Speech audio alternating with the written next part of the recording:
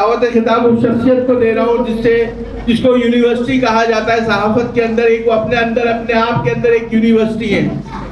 ان سے جب خطاب شروع ہوتا ہے تو ہمارا بھی دل کرتا ہے کہ خطاب چلتا رہے ان کا، لیکن ان کی صحت کی وجہ سے، ان کی طبیعت کی وجہ سے ہم ہاتھ جوڑتے ہیں کہ بھائی آپ کی صحت اس قابل نہیں کہ آپ خطاب کریں اور جوشیلے انداز سے، کیونکہ جب وہ خطاب کرنا شروع کرتے ہیں تو وطن کی محبت سے وہ اپنی بیماری کو بھی بھول جاتے ہیں. تو میں آپ لوگ مل کے کھڑے ہو کے استقبال کریں. چیئرمین اوپانی city press club Asad Saeed Khan صاحب، آئیے زارے خیال.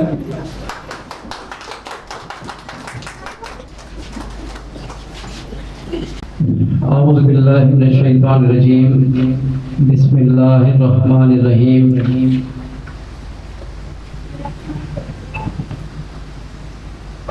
6 ستمبر یوم دفاع پاکستان اور 11 ستمبر قائد اعظم، یوم وفات قائد اعظم رحمۃ اللہ علیہ، یہ دو ہمارے اس پاکستان کے انتہائی اہم دن اور ایام، اور یہ یقین میں بلکہ جتنے بھی یہاں دوست بیٹھے ہیں، بھی تمام ساتھی بیٹھے ہیں، آپ سب بخوبی واقف ہیں کہ جب ہم اسکول کالجز کی لائف میں ہوا کرتے تھے تو یقیناً ان دنوں یعنی جب یہ دن آیا کرتا تھا تو ہم بڑا جوش و خروش ہوا کرتا تھا، اور باقاعدہ عام تعطیل بھی ہوتی تھی جو میں نے دیکھا شروع سے. اب جیسے جیسے زمانہ آگے بڑھ رہا ہے، ترجیحات بدلتی جا رہی ہیں، ہمارے ملک کو چلانے والی جو طاقتیں ہیں یا ملک کو جو چلانے والے ہمارے حکمران ہیں، اب ترجیحات کچھ اور ہیں. یہ ترجیحات یعنی میں سمجھتا ہوں کہ قائد اعظم کی رحمۃ اللہ علیہ کی برسی کا دن یا ان کی سالگرہ کا دن دنیا ادھر سے ادھر ہو جائے. اس دن کو ہمیں اس ملک میں ہمیشہ تعظیم قیامت ہمیں اس دن کو اس کی پوری حیثیت کے ساتھ منانا چاہیے. لیکن بس کچھ نادانیاں ہیں، کچھ کوتاہیاں ہو رہی ہیں، کچھ ہماری اپنی کمزوریاں ہیں، اور جو لوگ اس سسٹم کو چلانا چاہ رہے ہیں یا اس ترتیب کو توڑ رہے ہیں، اب انہوں نے جو تعطیلات ہیں اس کے اندر آپ کے سامنے ہے سب کچھ، کوئی چیز کسی سے ڈھکی چھپی نہیں ہے. یہ خیر ایک بڑی طویل گفتگو ہے اور بحث ہے. یہ ہر بندے کا اس پہ اپنا ایک نظریہ ہے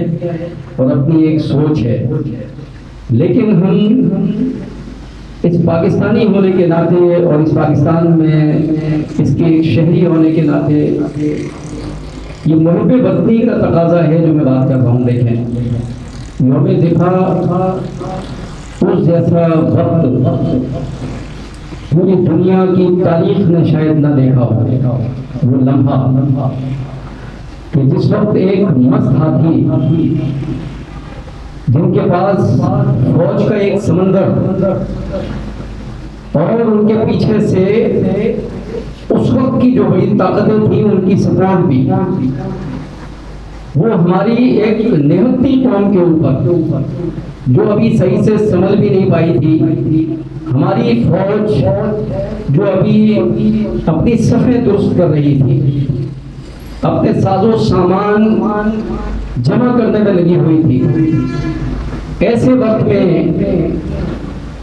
اس مست ہاتھی نے، اس ہندوستان نے بڑے بڑے دعوے کرتے ہوئے اس ملک کے اوپر دھاوا بولا اور شب خون مارا. لیکن اللہ رب العزت کی جو ذات ہے جس نے یہ پاکستان ہمیں قیمتی تحفہ اس دنیا کے نقشے پہ ہمیں دیا، اور اس کی پیدائش کا دن بھی کیسا رکھا کہ جو پوری دنیا کے کسی ملک کو یہ دن نہیں مل سکا. دیکھیں آپ 27 رمضان المبارک شب قدر کی محترم رات، کیا خوبصورت لمحہ تھا، کیا وہ وقت تھا. اور پھر اس دن کی اس شب قدر کی قسم بھی اللہ رب العزت نے کھائی ہے. تو میرے اس پاک وطن کی طرف میری آنکھ سے کون دیکھ سکتا ہے؟ یہ تو آپ بھی اچھی طرح سمجھ سکتے ہیں کہ اس وطن کا کوئی پال بھی کا کبھی زندگی میں کوئی نہیں کر سکتا، تو اس وقت کیسے کر سکتا تھا؟ تو اللہ تعالیٰ کے کرم سے، میرے رب کائنات کے کرم سے، اس وقت آپ اگر تاریخ کا جائزہ لیں تو ماشاءاللہ اس وقت ایران کا ایک چھوٹا سا میں واقعہ آپ لوگوں کے سامنے، واقعہ کیا ہے، وہ لمحہ ہے ایک چھوٹا سا، کہ ایران کی سب سے بڑی جو طاقت تھی اس وقت، وہ اس وقت کا طاقتور ترین جو جانور ہے نا، ہاتھی، اس کا ایک دستہ ہوا کرتا تھا جو ہزاروں ہاتھیوں میں مشتمل سب سے آگے وہ دستہ ہوا کرتا تھا اس کا. اور اس کا ایک کہنا یہ تھا ایران کے اس وقت کے یعنی شہنشاہ کا، جب ایران سپر طاقت ہوا کرتا تھا دنیا کی، کہ وہ جس ملک میں یا جس فوج کے اوپر چڑھ دوڑتا تھا تو اس کے ہاتھی ان کو کچلتے ہوئے، ریت بناتے ہوئے نکل جاتے تھے. یہ یعنی بڑا میں سمجھتا ہوں تاریخ سب نے پڑھی ہے اور سب اچھی طرح واقف ہیں ان لمحات سے. اسی تاریخ کو دہرانے کی کوشش انڈیا نے کی تھی 1965 میں، اور غالباً میرے ذہن سے اصل میں اس ہاتھی کا ایک اچھا سا نام ہوا کرتا تھا. اسی نام پہ انڈیا نے جو ان کے ٹینک تھے، ان ٹینکوں کے اوپر باقاعدہ اس کا نام باقاعدہ درج کیا، اور انہوں نے بھی یہی دعویٰ کیا کہ ہم تو پاکستان کو کچل کے اور پیستے ہوئے نکل جائیں گے انشاءاللہ تعالیٰ. یعنی بقول ان کے کہ وہ بڑا دعویٰ انہوں نے کر دیا کہ بس وہ پاکستان کو مٹا دیں گے صفائی ہستی سے. اور صبح ناشتہ جو ہے انہوں نے لاہور میں آگے کرنا تھا بقول ان کے جناب کے، ہم ناشتہ صبح جو ہے نا جا کے وہاں پہ ٹیبل سجائیں گے لاہور میں اور وہاں ہوٹل پہ بیٹھ کے ناشتہ کریں گے.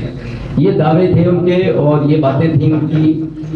لیکن وہ یہ بھول گئے تھے کہ اللہ رب العزت جنہوں نے، جس ہستی نے، جس اللہ تعالیٰ نے، جس رب کائنات نے یہ ملک ہمیں تحفہ دیا، وہ اس کی حفاظت کی قسم پہلے کھا چکا ہے. تو ماشاءاللہ اگر ہم ان لمحات کو سامنے رکھیں، مد نظر رکھیں، اور اس وقت ان قربانیوں کو کہ اس ٹینک کا مقابلہ ہمارے نہت سپاہیوں نے کس طرح کیا، یہ تاریخ میں سب کچھ درج ہے، اور ہم سب صرف اس کو پڑھنے کی حد تک دیکھتے ہیں اصل میں، اور اپنا جو ہماری ایمان کی اندر کی جو کیفیت ہے ہم اس کو بھولتے چلے جا رہے ہیں. تو ان فوجیوں نے ماشاءاللہ اپنے جسموں سے بم باندھے اور نعرے تکبیر بلند کیا، اور ایک ایک فوجی نے ٹارگیٹ کیا کہ میں ایک ایک ٹینک تباہ کروں گا. اور وہ ماشاءاللہ اپنے اس پورے جذبہ ایمانی کے ساتھ اس شہادت گئے الفت میں، وہ ایک اچھا سا شعر ہے نا کہ شہادت گئے الفت میں قدم رکھنا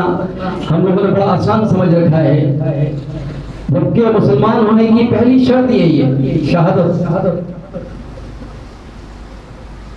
یعنی اس پہ علامہ اقبال کا غالباً 2 سطروں پر مشتمل ایک چھوٹا سا شعر، اور بڑی اس کے اندر کیفیت ہے کہ یہ شہادت گہے الفت میں قدم رکھنا ہے، لوگ آسان سمجھ لیتے ہیں مسلمان ہونا. تو یہ حقیقت ہے کہ شہادت اسی کے اوپر علامہ اقبال نے مزید شہادت مطلوب مقصود مومن نمال غنیمت نہ کشور کشائی. تو ان لوگوں کے اندر کیا کیفیت ہوگی، کیا جذبہ ہوگا کہ ان فوجیوں نے بم باندھے اور جا کے ٹینکوں کے آگے لیٹ گئے، اور انہوں نے ماشاءاللہ نعرے تکبیر کی صداؤں کے اندر ان ٹینکوں کے رزے کر دیے، ان کو پکھیل کے رکھ دیا. ہمارے کچھ بزرگ ہمیں یہ بتاتے آئے ہیں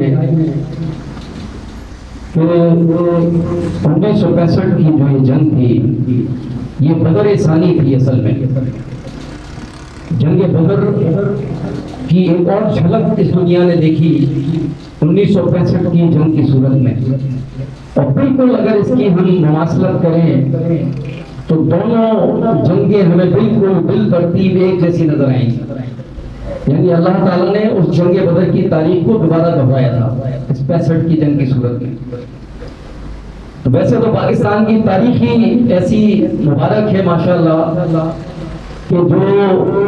دنیا کے نقشے کے اوپر اس جیسی تاریخ کسی کی نہیں ہے. بس المیہ یہ ہے کہ ہم اس کی قدر نہیں کر سکے اور ہم اس کے ایسے ناقدری قوم ہیں ہم کہ ہم نے ایک لمحے بھی اس کی قدر نہیں کی. بخدا اگر ہم اپنے ان بزرگوں کی ان قربانیوں کو یاد رکھتے اور جنہوں نے یہ ملک بنایا تھا تو انہوں نے اس کی بنیاد رکھی تھی. قائد اعظم رحمۃ اللہ علیہ کی ان تکلیفوں کو یاد کر لیتے ہیں کہ جس طرح وہ بیماری کی سخت ترین کیفیت میں اور سخت ترین بیماری کی حالت میں انہوں نے جس طریقے سے وہاں تحریک پاکستان چلائی، جس طریقے سے ہجوم لگائے، جلسے کیے، بیداری ملت کو بیدار کیا انہوں نے. کیا وقت ہوگا، کیا کیفیت ہوگی اور وہ کیا لمحات ہوں گے. تو ان کے بڑے قرض ہیں ہمارے اوپر، ان شہدائے وطن کے بھی اور ان تحریک پاکستان کے شہداء کے بھی اور قائد اعظم رحمۃ اللہ علیہ کے بھی. ہم ساری زندگی بھی اگر وہ قرض اتارنے کی کوشش کرتے رہیں تو شاید ہم ان کے چند لمحات کا قرض بھی نہ اتار سکیں. تو ہمیں ان سب چیزوں کو، ان سارے معاملات کو مد نظر رکھتے ہوئے اس 2 دن جو ہماری یہ گزرتے ہیں، میں دیکھیں 27 رمضان کو بھی ہم جس طرح یہاں جشن آزادی پاکستان مناتے ہیں تو میرا یہ خواب ہے اور میں ہمیشہ یہ اس جشن آزادی کی تقریب میں کھڑے ہو کے کہتا ہوں کہ دیکھیں اس دن بھی ہماری کم از کم جو مقتدر طاقتیں، مقتدر قوتیں ہیں، ہماری پاکستان کی جو فورسز ہیں، ان کو اس دن کی اسی طریقے سے جس طرح 14 اگست کے دن جو ہے وہ جشن آزادی پاکستان مناتے ہیں، اسی طرح سے وہ 27 رمضان کو بھی منایا کریں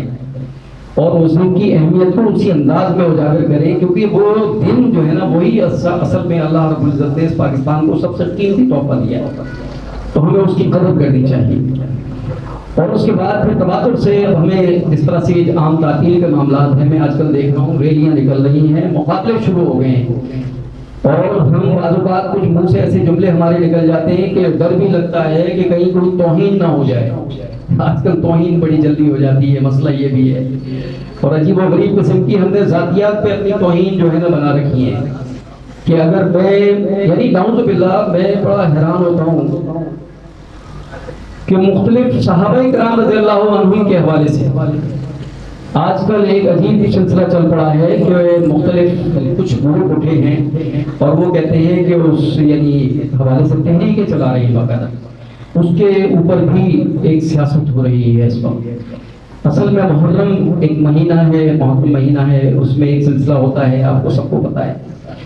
اور جس طرح سے غم کا مہینہ ہے، اسی سلسلے کو آگے کاپی کرتے ہوئے کچھ اور گروپ اٹھے ہیں، انہوں نے جناب ان صحابہ کرام کو آپس میں متنازع بنانے کی کوشش کی ہے. ایسا نہیں ہے، اللہ رب العزت کے پاس سب کا وہی درجہ ہے ماشاءاللہ، اور ہم سب کے ذہنوں میں تمام صحابہ کرام رضی اللہ عنہم کا ایک ہی مقام ہے. تو وہ جو تعطیلات کے اوپر ایک بڑا سلسلہ چل پڑا ہے، تعطیلات، میں یہ زور نہیں دے رہا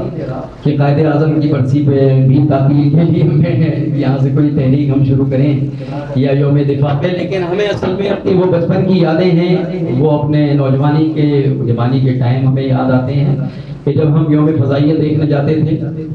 اور جب ہم یوم دفاع پاکستان جوش و خروش سے مناتے تھے اور تعطیل ہوتی تھی اس دن. اور اسی طرح سے قائد اعظم کی تصویریں بنا کے مصوری کی نمائشیں ہوا کرتی تھیں. قائد اعظم کے اقوال کے اوپر باقاعدہ تقریری مقابلے ہوا کرتے تھے. قائد اعظم کے اقوال کو موضوع بنایا جاتا تھا اور اس موضوع پہ تمام طلبہ جو ہے وہ اس پہ باقاعدہ تقریر کرتے تھے اور اس دن باقاعدہ صرف ان لوگوں کو ایک تقریب کے لیے بلایا جاتا تھا اسکولوں میں اور کالجز میں، باقی عام تعطیل ہوتی تھی. تو یہ حکومت بخش کا کام ہے، ہمارے حکمرانوں کا کام ہے کہ وہ ان تمام چیزوں پہ فکر کریں، غور کریں اور سوچیں کہ آخر ہم کیا چیزیں بھولتے جا رہے ہیں اور کیا نئی نئی جدتیں پیدا کرتے جا رہے ہیں. ہمیں کن چیزوں کو یاد رکھنا چاہیے اور وہ ہمیں یاد نہیں رہ رہی ہیں اور ہم ان کو باقاعدہ بھلاتے چلے جا رہے ہیں. تو ان تمام چیزوں کے حوالے سے ہی ماشاءاللہ ہم نے اپنا ایک چھوٹا سا یہ پلیٹ فارم باقاعدہ سجایا ہے اور یہ باقاعدہ مرکز قائم کیا ہم نے. 4 سال ماشاءاللہ اس کے تقریباً مکمل ہو چکے ہیں. اور ویسے مجھے تقریباً اس شعبۂ صحافت میں 28 سال میری زندگی کی خدمات جاری و ساری ہیں. اور ہمارا یعنی اخبار بھی ایک پریس کلب کی طرح ہوا کرتا تھا شروع سے. ایک اخبار بھی ہم اس طرح سے چلاتے تھے جیسے ایک آرگنائزیشن چلائی جاتی ہے, جس طرح ایک تنظیم چلائی جاتی ہے, جس طرح ایک مرکز قائم کر کے ایک پریس کلب ٹائپ جو کانسیپٹ میرے ذہن میں ہے, یہ والا پریس کلب نہیں جو ماشاءاللہ اس وقت چل رہا ہے, جو کچھ ہو رہا ہے ہمیں سب کو پتہ ہے. میں حیران ہو گیا اس دن پتہ چلا کہ جی ایف ایس بلڈر جو ہے وہ آڈیٹوریم بنا کے دے رہا ہے ہمارے سب سے بڑی پریس کلب کو. حیرانگی کی بات ہے. دیکھیں اس وقت اس کا لسٹ میں میرا خیال ہے جو نام آیا ہے سب سے اوپر ہے, جو لسٹ ایک آئی ہوئی ہے اس وقت نیب نے جاری کی ہوئی ہے. تو المیہ ہے. دیکھیں یہ انتہائی دکھ اور تکلیف کا مقام ہے اس شعبۂ صحافت کے لیے کہ ہم ان چوروں سے بھیک لے رہے ہیں, ان سے مراعات لے رہے ہیں اور ان کی چوریاں چھپا رہے ہیں. یہ لعنت کا بھی مقام ہے ان چیمپئنوں کے اوپر کہ جو اپنے آپ کو اپنی دانش کے آگے وہ سمجھتے ہیں کہ باقی سب جو ہے نا جاہل ہیں, صرف دانشور ان کے ساتھ بیٹھتے ہیں وہاں پر 4-6 لوگوں کے ساتھ بس. اور جو کچھ بھی اس بلڈنگ کے اندر بیٹھ کے ہوتا ہے وہ مجھ سے بہتر آپ لوگ سمجھتے ہیں, آپ لوگ جانتے ہیں. میں کبھی کسی کا مخالف نہیں رہا پوری زندگی, نہ میری کبھی کسی سے مخالفت ہے. لیکن جب لوگوں نے مجھ سے سوال کیا کہ آخر کراچی پریس کلب کے ہوتے ہوئے آپ نے سٹی پریس کلب کراچی کیوں قائم کیا, تو اس وقت بخدا مجھے چند لمحات, چند واقعات میرے ذہن میں تھے جو مجھے بہت تکلیف دے رہے تھے اس وقت, جس کی وجہ سے میں نے یہ قدم اٹھایا اور میں نے اپنے تمام قریب ترین دوستوں کو آواز دی. قریب ترین حلقوں میں نے باقاعدہ نعرہ لگایا کہ آپ تمام لوگ میرا ساتھ دیں اس معاملے کے اندر, اور صحافت کا جو اصل میں ہم تقدس جو مقام ہم کھو رہے ہیں ہم اس کو دوبارہ بحال کریں. اسی بنیاد پہ میں نے سٹی پریس کلب کراچی یہ نام رکھا. وہ کراچی پریس کلب تھا, یہ سٹی پریس کلب کراچی کے نام سے میں نے اس کو باقاعدہ ایک مرکزی صورت دینے کی کوشش کی. اور میں نے تمام کراچی میں رہنے والے صحافیوں کو آواز دی کہ آپ تمام لوگ اس ایک پلیٹ فارم پر متحد ہو جائیں, متفق ہو جائیں اور شعبۂ صحافت کو اس کا اصل مقام دلائیں. میں آج اس تاریخی موقع ہے اور اچھا وقت ہے, آپ سب موجود ہیں, آپ لوگوں کو بھی سوالات کا سامنا کرنا ہوگا, تو میں آپ کو آج تھوڑا سا دل کی بات بتا رہا ہوں کہ کراچی پریس کلب کی تاریخ کے اندر چند ایسے واقعات ہوئے جو انتہائی تکلیف کا باعث تھے. صحافتی شعبے سے تعلق رکھنے کے ناطے اور ایک صحافی ہونے کے ناطے اس تکلیف کا اظہار یہ سٹی پریس کلب کراچی ہے. اس تکلیف کی وجہ سے ہم نے اس مرکز کا قیام عمل میں لے کر آئے ہیں. وہ تکلیف کیا ہوئی, آپ سب میرا خیال ہے سوشل میڈیا پہ دن رات بیٹھتے ہیں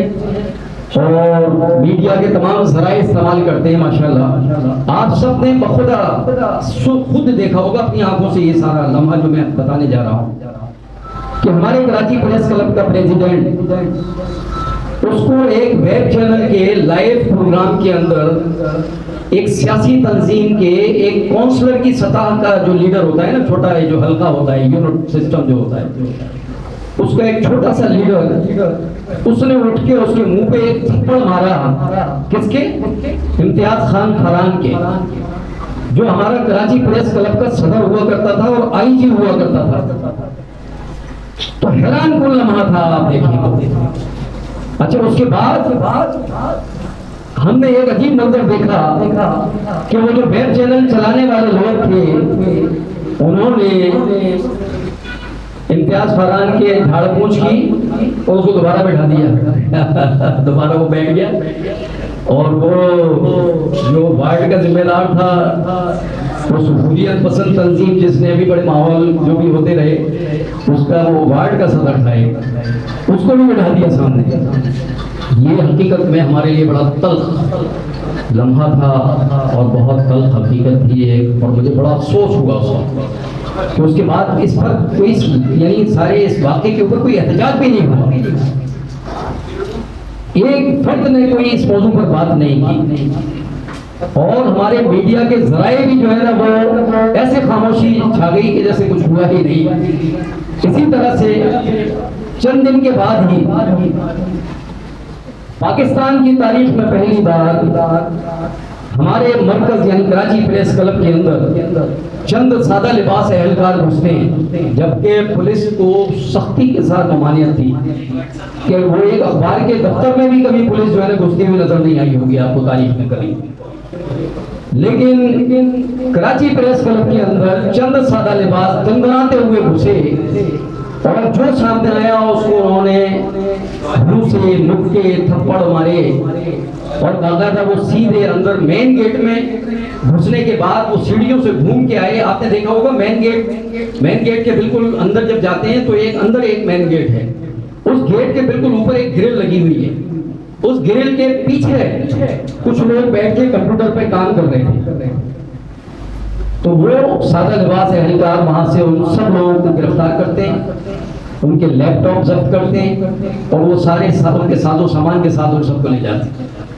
یہ لمحہ فکریہ تھا، یہ ایک بہت تلخ لمحہ تھا یہ بھی کہ جس وقت وہاں یہ واقعہ درپیش ہوا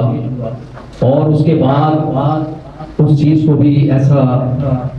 یعنی بالکل چھپا دیا گیا، خاموشی طاری کر دی گئی. لیکن یہ سارے لمحات، یہ سارے واقعات شعبۂ صحافت کے لیے اور ہمارے میڈیا کی اس طاقتور ستون کے لیے انتہائی شرمناک تھے اور انتہائی حیرت انگیز بھی تھے. تو اس وقت ہم نے اس چیز پر احتجاج بھی کیا اور ہم نے آواز بھی اٹھائی اور ہم نے کہا کہ وقت ایسا ہے کہ شعبۂ صحافت لاوارث ہو گیا ہے اور اب ہمارے ساتھ یہ ہمارے مرکز میں یہ سب کچھ ہونے جا رہا ہے اور اس کے اوپر کوئی آواز بھی نہیں اٹھتی. تو اسی قسم کے مزید جیسے وہ ایک صحافی کا واقعہ ہوا کہ 9 کروڑ روپے سالانہ گرانٹ اناؤنس ہوتی ہے صرف سندھ گورنمنٹ سے ہمیں کراچی پریس کلب کے لیے. لیکن ہمارا ایک صحافی بھائی وہ ایکسپریس اخبار میں صحافت شعبۂ صحافت سے وابستہ تھا، وہ بھوک میں مبتلا ہو کے گھر کا کرایہ نہ دینے کی وجہ سے وہ پنکھا اپنے گھر کے پنکھے کے اوپر اس نے رسی لٹکائی اور اپنی خودکشی کر لی. اس بھوک میں مبتلا ہو گیا. تو آخر اس وقت ہمارا یہ حق بنتا تھا کہ ہم ان سے سوال کریں ان مقتدر قوتوں سے، اس طاقتور حلقے سے جو کراچی پریس کلب پہ قبضہ جمائے بیٹھا ہے کہ بھائی یہ گرانٹ جا کہاں رہی ہے آخر. اسی طرح کے صحافیوں کی قصبہ پرسی کی حالت میں ان کی مدد کرنے کے لیے گرانٹ ملتی ہے نا، یا کسی اور کام کے لیے مل رہی ہے، یہ بتائیں. تو اس قسم کے بہت سارے معاملات دیکھیں، یہ واقعات تھے، یہ معاملات تھے جس کی وجہ سے ہم نے اپنا یہ سٹی پریس کلب کراچی قائم کیا ماشاءاللہ. اور یہ گزشتہ 4 سالوں میں بڑے عجیب و غریب مرحلوں سے گزرا ہے اور بہت زیادہ یقین کریں آپ ہاتھ پہ جب چلا جاتا ہے نا تو اس میں تکلیفیں آتی ہیں. اور یہاں بھی یہی کیفیت رہی کہ ہمیں تکلیف دہ اور یہ رہا کہ جو ہمارے اپنے ساتھی تھے، جو بنیاد ہم نے رکھی تھی، جو اس میں ہمارے ساتھ تھے، وہ بھی آج اپنی ڈیڑھ ادھر ادھر بنا کے بیٹھے ہوئے ہیں بے وقوف. اور مجھے پتہ ہے کہ وہ بہت جلدی تھک جائیں گے کیونکہ یہ صبر آزما سفر میں نے کیا ہوا ہے اور مجھے پتہ ہے کہ اس سفر میں کتنی مشکلات آتی ہیں، کتنی قربانیاں دینی پڑتی ہیں اور اپنے آپ کو مارنا پڑتا ہے. تو میں سمجھتا ہوں کہ وہ لوگ زیادہ دن سروائیو نہیں کر سکیں گے. ان بیوقوفوں نے ذاتیات کی وجہ سے، صرف اپنے ذاتی لالچ کی وجہ سے ہمارے اجتماعی معاملات کو ٹھیس پہنچائی، ہمارے اجتماعی مفادات کو ٹھیس پہنچائی بیوقوفوں نے. اور آج خود بھی بیوقوفوں کی طرح ادھر ادھر چھوٹی چھوٹی دکانوں میں دفتر کھولتے پھر رہے ہیں. خیر ماشاءاللہ یہاں سب ویسا ہی ہے. یہاں جو رونق پہلے دن تھی وہ آج بھی ہے اور میں سمجھتا ہوں کہ انشاءاللہ یہ رونق قائم و دائم رہے گی. اب پہلے میں تھا، اب ماشاءاللہ مسز میری ساتھ کھڑی ہو گئی ہیں، وہ بھی ساتھ میں ہیں اور اس کے ساتھ میرے مخلص ساتھی ماشاءاللہ میرے ساتھ ہیں سب اور دن رات ساتھ یہاں پہ سرگرمی عمل ہیں. مکی بھائی ماشاءاللہ ہمارے بھائی ہیں، ساتھ ہمارے کھڑے ہوئے ہیں اس وقت اور ہمارا ساتھ دے رہے ہیں، اور ہمارے ریاض بھائی ہیں، اشفاق ایڈوکیٹ بھائی ہیں، ہمارے ریحان بھائی، نظام بھائی، ہمارے دوسرے دوست تمام دیدار بھائی نے ماشاءاللہ دیکھیں، یہ سب سے بڑی کاوش دیدار کی ہوتی ہے اور میں بڑا خوشی ہوتی ہے، یقین کریں آج بھی اس تقریب میں بہت بڑا کردار ان کا ہے، دیدار اور ان کی ٹیم کا، جو ماشاءاللہ وقت پہ آ جاتے ہیں۔ اس تقریب کا پہلا مرحلہ ماشاءاللہ انہوں نے بڑا خوش سلوکی سے نمٹایا، یعنی قرآن خوانی ہوئی سب سے پہلے۔ ہم نے سب سے پہلے اپنی اس تقریب کی جو بنیاد رکھی وہ قرآن بخش کے ہم نے ان تمام شہداء کو جو اس پاک وطن کے شہداء ہیں ان کے لیے ہم نے ان کے ایصال ثواب کے لیے دعائے خیر کی ہم نے، اس کے بعد پھر ہم نے قائد اعظم رحمۃ اللہ علیہ کے لیے بھی ہم نے دعائے خیر کی اور ان کے ایصال ثواب کے لیے فاتحہ خوانی کی، اور اس کے بعد پھر ہم نے یہ محفل سجائی ماشاءاللہ، جس میں آپ سب بھائی آئے ہوئے ہیں۔ سلطان بھائی کا میں شکریہ ادا کرتا ہوں، ماشاءاللہ ٹائم نکالا انہوں نے، اور یہ عذرا آبادی ہماری خاتون آج آئی ہیں وطن نیوز کے حوالے سے، یہ سب بہت اچھا ہے ماشاءاللہ، ایک اچھا ماحول ہے اور سب اچھے دوست اچھے ساتھی سب مل بیٹھے ہیں، سب آئے ہیں۔ ہماری ہر ایونٹ پر، میں آپ لوگوں کی اطلاع کے لیے بتا رہا ہوں کہ ہر ایونٹ پر، یعنی صرف 6 ستمبر نہیں، 11 ستمبر نہیں، ہم یہاں ہر عالمی دن مناتے ہیں، ہر نیشنل ڈے مناتے ہیں، یہاں تمام تہوار مناتے ہیں ماشاءاللہ۔ کوئی ایسی تقریب نہیں ہے کہ جو سٹی پریس کلب بھول جاتا ہو۔ سٹی پریس کلب ماشاءاللہ اپنی ہر تقریب کو یاد رکھتا ہے، ہر دن کو یاد رکھتا ہے، چاہے وہ قومی ملکی حوالے سے ہو، انسانی حوالے سے، انسانیت کے یعنی انسانی حقوق کے انسانی حوالے سے ہو، انسانیت کی خدمت کے حوالے سے ہو، یا وہ کسی بھی ہمارے اپنے مذہبی حوالے سے ہو۔ اس میں بلکہ ہم اس حد تک آگے ہیں کہ ہمارے اس کلب میں بہت سے مسیحی بھائی بھی ہیں، ہم ان کو بھی ان کا دن باقاعدہ سیلیبریٹ کرواتے ہیں یہاں پر۔ اس کے علاوہ بھی جو دیگر مذاہب، دیگر جتنے بھی فرقے ہیں، وہ سب اپنے اپنے انداز میں یہاں اس کلب میں، اس چار دیواری میں اپنی اپنے باقاعدہ جو ان کے طریقہ کار ہیں، جو ان کے فرقے یا ان کے جو عقائد ہیں، وہ اسی انداز میں اپنے اپنے طریقے سے وہ مذہبی تہواروں کو مناتے ہیں ماشاءاللہ۔ تو یہ کلب ہم نے ایک مرکز بنایا ہے اور یہ مرکز آگے بڑھے گا، یہ کوئی پیچھے نہیں ہٹے گا۔ اس کو اب ہم انشاءاللہ مزید وسعت دیں گے اور یہ چھوٹی سی جگہ لوگوں کو نظر آتی ہے، یہ بڑھے گی انشاءاللہ۔ ہم انشاءاللہ کوشش میں لگے ہوئے ہیں، ہم نے ایک بڑی جگہ دیکھی ہے اور وہاں باقاعدہ ہم اس سرکاری جگہ پر ہم باقاعدہ درخواست وغیرہ دے چکے ہیں، اور اس جگہ پہ بھی ہم انشاءاللہ مرکز صحافت قائم کریں گے، سٹی پریس کلب قائم کریں گے، اور اپنی صحافیوں کی جو ہماری تنظیم ہے ہم اس کو بھی انشاءاللہ تعالی وہاں باقاعدہ اس مرکز سے، اس جگہ سے اس پورے ملک میں پھیلائیں گے انشاءاللہ تعالی، اور آپ دوستوں کا ساتھ ہوگا، آپ سب ساتھیوں کا ساتھ ہوگا، تو انشاءاللہ یہ سفر زیادہ آسان ہو جائے گا۔ اور یہ سفر اگر میں کروں گا یا میرے ساتھ چند ایک دو لوگ ہوں گے تو وہ سفر میں تھوڑی مشکلات رہیں گی، تو میری یہی آپ سب سے درخواست ہے، اور اللہ تعالیٰ سے بھی یہ دعا ہے کہ ایک تو آپ سب میرا ساتھ دیں اس میں، پروین اسد صاحبہ اور نظام بھائی ماشاءاللہ ابھی دیکھیں بھاگ دوڑ میں لگے ہوئے ہیں، مرکزی جنرل سیکریٹری ہیں ماشاءاللہ، سینئر نائب صدر ہمارے جیسے اشفاق بھائی ہیں، ایڈوکیٹ صاحب جو ہیں ہمارے، مکی بھائی ماشاءاللہ پریزیڈنٹ، یہ ہمارے ریحان حنیف بھائی بھی ہمارے دیکھیں ذمہ دار ہیں، سینئر نائب صدر ہمارے پرانے رہے۔ اس دفعہ میں نے اصل میں تھوڑا سا کچھ لوگوں کو کہا تھا کچھ آرام کر لیں، کچھ کو موقع دیں گے تو اس طرح، لیکن یہ ہمارے مرکزی ذمہ دار ہیں، ہمارے ساتھ ہیں ماشاءاللہ سب۔ ریاض ابرو بھائی ہمارے ماشاءاللہ ہمارے پلر ہیں ایک مضبوط، اور ہمارے اب ماشاءاللہ سفر میں عمیر بھائی اور نوید بھائی بھی شامل ہوئے ہیں، سلطان بھائی بھی آ گئے ہیں، حضرت صاحبہ بھی آ گئی ہیں، اور باقی ہمارے دیدار بھائی محبوب مغیری، یہ سب ہماری ٹیمیں دیکھیں ماشاءاللہ بیٹھی ہیں، اور یہ دوست بھی ہیں ہمارے، کیا نام آپ کا میں بھول جاتا ہوں، سید عمران علی رحمۃ اللہ بھائی، رانا جاوید بھائی وغیرہ سب بیٹھے ماشاءاللہ۔ تو فیروزہ صاحبہ ماشاءاللہ، وہ جب ریحان بھائی کا میں نے بول دیا ہے تو وہ ٹیم ہے ماشاءاللہ ایک، تو وہ ایک سارا سلسلہ ہے. تو آپ سب کا بہت بہت شکریہ اور آپ سب کا میں تہ دل سے شکر گزار ہوں اور اپنے رب العزت اللہ تعالیٰ کا میں بڑا شکر گزار ہوں کہ جس نے ہمیں حوصلہ دیا ہے, ہمیں ہمت دی ہے. میری تھوڑی طبیعت ناساز ہے اور جس کی وجہ سے تھوڑی سی ایکٹیویٹیز میں تھوڑا خلل آیا ہے, لیکن کوشش میری یہی ہے. دیکھیں میں اپنا گھر محمود آباد سے چھوڑ کے پھر میں یہاں شفٹ ہو گیا اور آپ سمجھتے ہیں کہ یہاں رہنا کتنا آسان ہے اور کتنا مشکل ہے اس بیابان جنگل میں, لیکن ہم رہ رہے ہیں اپنے بچوں کے ساتھ, اپنی فیملی کے ساتھ. اور ہماری کوشش ہے کہ ہم سب مل کے انشاءاللہ چھوٹی موٹی قربانیاں دینی پڑتی ہیں بڑے مقاصد کی تکمیل کے لیے, بڑی منزلوں کے حصول کے لیے. تو انشاءاللہ ہم یہ قربانیاں دیتے چلے جائیں گے اور اپنی منزل پائیں گے انشاءاللہ تعالیٰ. اس پورے پاکستان میں سٹی پریس کلب کی برانچز ہوں گی انشاءاللہ. پاکستان کی شعبۂ صحافت کی انشاءاللہ یہ سب سے بڑی آرگنائزیشن بنے گی انشاءاللہ آنے والے وقت میں, جو گروپنگ جس کے اندر نہیں ہوگی انشاءاللہ. جو گروپنگ کرے گا وہ اپنے منطقی انجام تک جائے گا اور وہ چھوٹی سی دکان میں جا کے اپنا مرکز بنا کے بیٹھے گا اور یہ مرکز سدا سلامت رہے گا انشاءاللہ. آپ سب لوگ ماشاءاللہ جو یہاں بیٹھے ہیں کوشش کیا کریں ایک دوسرے سے بھی نمبر لے لیں, یہاں پر رابطوں میں بھی رہا کریں, ایک دوسرے کے ویسے بھی کام آیا کریں. ضروری نہیں ہے کہ ہم صرف پریس کے حوالے سے ایک دوسرے کے ساتھ دیں, ہمیں ویسے بھی ایک دوسرے کی دکھ درد و تکلیف کو بانٹنا چاہیے.